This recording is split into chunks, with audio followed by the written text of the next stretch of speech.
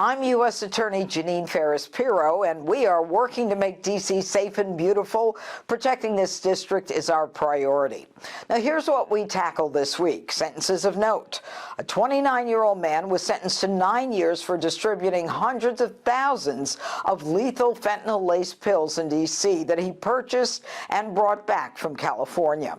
50-year-old Christina Chapman was sentenced to 102 months for her role in a fraudulent $17 million scheme that assisted North Korean workers posing as U.S. citizens in obtaining and working in remote IT positions at more than 300 U.S. companies, which money then went to fund North Korea's munitions industry.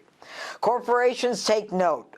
Failing to verify virtual employees poses a security risk for all of us in this country.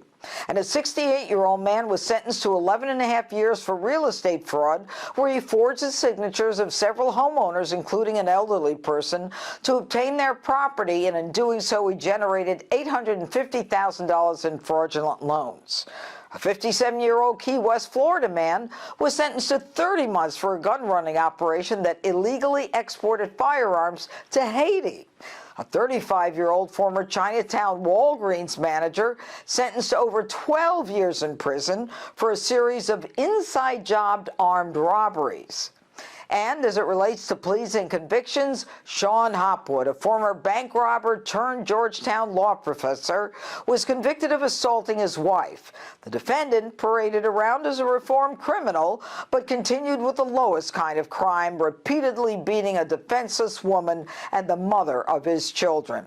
We prosecuted and convicted a special police officer, not a member of the Metro PD, for violating the constitutional rights of a detained citizen by stomping on her face. He faces up to 1 year in prison and a fine of $100,000. Charges and arrests. A 29-year-old woman was indicted for robbery and retaliating against a parking enforcement officer for grabbing her parking enforcement device after getting into a verbal argument about the ticket that was being written.